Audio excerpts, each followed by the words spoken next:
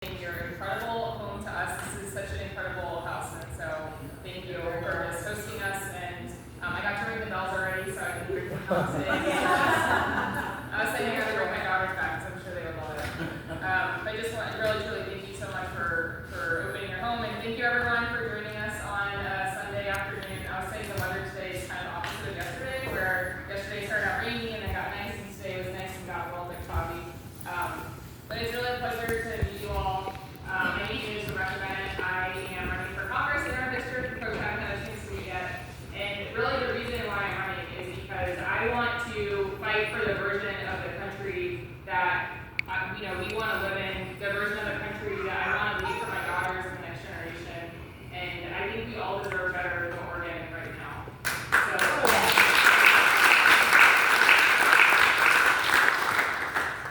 So I'm just going to give you guys a little bit of my background, why I'm running, and then I will talk a little bit about the state of the race, and then to Jen's point, really look forward to taking your questions. Really looking forward to having a conversation with you all. So my name is Rebecca. I am a former Navy helicopter pilot. I'm a business leader. I'm a mom of two. And for me, just a little bit about my background. I grew up in a small town in Texas. So for people that have ever seen the TV show Friday Night Lights, that's basically the town that I grew up in. And service has always been a really big part of my life. My guiding principle and North Star throughout my entire career has been that I really want to leave the world better off than I found it. And it sounds a little cheesy, but I'm really grateful for the opportunities that I've been given in this country and wanted to pay it forward in some way, landed on military services that path to do that. So from there I got an ROTC scholarship and I went and studied chemical engineering at Cornell University because it was the hardest program that I could find. And then from there I decided that I was going to be a helicopter pilot, really for two reasons. One, I like to be hard things, in case you're picking up on a trend, like to run for Congress. And the other reason is that I grew up playing a lot of sports. I played a lot of soccer growing up, and as a helicopter pilot, you fly with the crew, and it's a really team-based approach to the missions, which I really, really appreciated and really enjoyed. So from there, I went to flight school, and then I flew the Navy version of the Army Black Hawk for over a decade. I led missions, people, teams all over the world, deployed on several different kinds of ships. And I'll just share, the Navy, we like to tell stories, we call them sea stories, so I'll just tell you guys one quick sea story on kind of what it was like to be a helicopter pilot. So I was deployed overseas. I was on the Bennett at the time, which is a carrier. We were deployed in the Middle East. I just landed for the night. We were going to shut down, kind of completed the mission, and I got a call that we needed to go do a medical evacuation for somebody that was on one of our partner nation ships that needed emergency medical care. The only wrinkle for this particular scenario is that this ship actually was not qualified or certified for my type of aircraft to go land on. And so we had to figure out how to get it done. So we put together a plan really quickly to be able to go land, pick up that individual, bring them back to the carrier. We got them the medical care that they needed, which is great. But I just share that story to say that those are the types of missions that I had the opportunity to lead as an aircraft leader, and I'm very grateful to have been able to serve my country in that capacity. Did that for over a decade, and then from there decided that I was going to transition to the private sector, so I went to Wharton, got my MBA, and then I moved into healthcare. And people are often surprised that I made such a big turn and moved into healthcare. But for me, really, it was about continuing, I know. But for me, really, it was about continuing this mission-driven work of wanting to make the world better. And so that's what I've been focused on in the private sector, is how do we increase access, increase quality, decrease cost for patients. I've worked in a number of different areas in healthcare to include women's health, which is near and dear to my heart. I've also continued to serve, so I've stayed in the Navy Reserves, and I am now serving in the Air National Guard as a kind of part-time officer there. On the personal side, my husband is also a veteran. He's a submarine officer, and so he's always joking about the underwater and above air cover. He's still a reservist. He actually just left yesterday for his 2 weeks of training, so please send thoughts and prayers. It's still parenting for the next couple of weeks. I did call out reinforcements for the grandparents, so I got some help. And when we were looking at where we wanted to move, we lived all over the country at this point, but we decided we wanted to come here to New Jersey. And really, probably for a lot of the reasons that a lot of people in this room came to New Jersey in the first place, which is it's the best schools in the country, it's a great place to raise a family, it's a great location, great jobs, and we have loved living here. Our daughters are really thriving, and just a very, very proud New Jersey transplant, so we really enjoy living here. On the political side of things, I really did consider myself politically engaged growing up, and certainly not when I was on active duty. The military is supposed to be an apolitical organization. But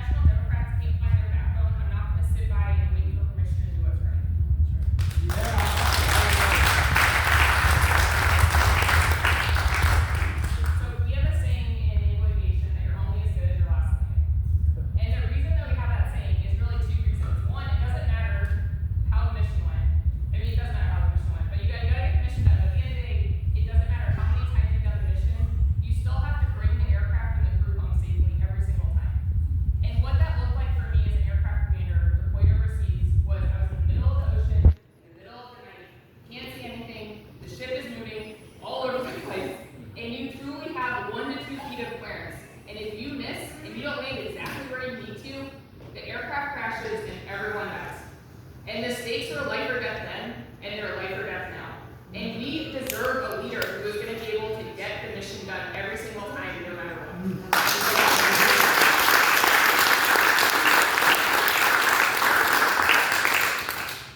So, I'm going to shift gears a little bit. So people say, yeah, Rebecca, okay, that sounds great, but Tom lost and then Sue lost, so what's different this time? And I would say a couple things. So, we were chatting about this before. Yes, this is a red county, but the Republican Party of Tom Keene Sr. and John McCain does not exist anymore.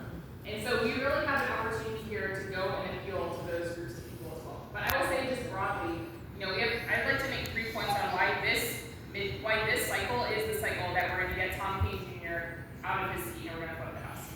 So point number 1 is that if you look at the current district map, the lines that were redrawn, for folks that don't know, the district got redrawn after the last census, and so 2022 is the first time that Tom Keene Jr. won the seat.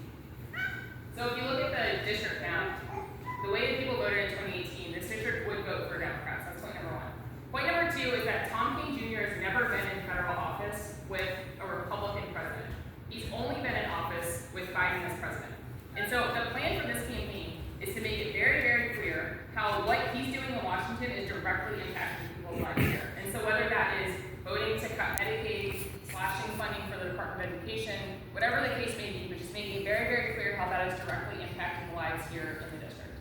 And then the third point goes to this point about what the electorate looks like in this district. So for folks that don't know, it's about a third, a third, a third. And by that I mean a third Democrats, a third Republicans, and about a third independent unaffiliated. So our path to victory for this district and for the seat is to make sure we've got folks like us in this room that we're all fired up and ready to get people engaged, but also that we can appeal to the independent and center-right people that maybe they voted for Trump, but they're going to be deeply uncomfortable with what's happening in this country, and they're looking for a candidate that they can get behind. And we know that people with national security and service backgrounds are very well positioned to go have those conversations. So I am the best candidate in this race to be able to go build the broad coalition that we need to be able to not just flip this seat, but then to hold it and make sure that we have a really strong leader in this office.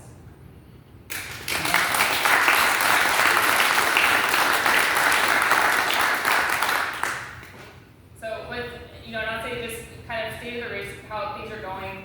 I launched back in February, raised $425,000 in the first 2 months, have been endorsed by all the national veteran organizations, so Vote Vets as well as New Politics, working very hard to make sure that we're cementing my status as a front runner on this race so we can really focus on flipping the seat next year and on the general. But with all that being said, yes, we have work to do in this country, but I love this country, we love this country, and we refuse to hand it over to the people that are currently in power. So in order to do that, I'm asking for all of your help to please join us in this fight, and let's make sure we're sending a message to Washington that we're not going to stand by and roll over as they cut our benefits and slash our funding, and let's make sure that we're leaving the country better off than we found it. Thank you.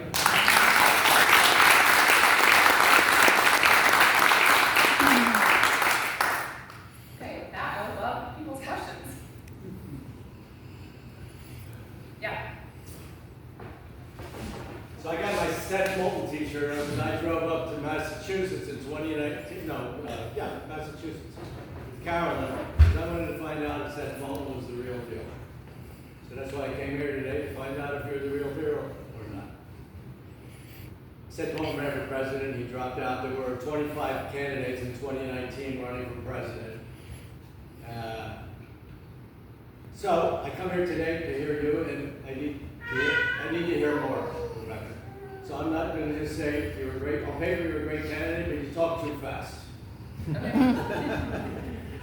I hope you will always accept criticism, but that's not criticism, because if you want to win, you got to hear from people, because people weren't telling Biden the truth. Otherwise, we wouldn't have the problem we have today. So, thank you for listening. I just want to ask the crowd one question. Who knows what the tax gap is? Because I'm going to ask you to look into making the tax gap an issue. Because I don't know if any Democrats are making the tax gap an issue, and I will shut up. But the tax gap, who, put your hand up if you know what the tax gap. What is the tax gap? Tell us what it is. What's your definition? It's $1 trillion. Some people say 750 million, but it's $1 trillion or billion. But it's also been, I've read in the New York Times, $1 trillion. So what that is, the amount of money that the IRS collects every year, the gap is between that amount and the amount they should be collecting because of tax cheats and people who don't pay their taxes. So that's $1 trillion, Trump cut 1/3 of the IRS agents whose job would be to go after those people. So at some point in time, you're going to have to separate yourself, Rebecca. So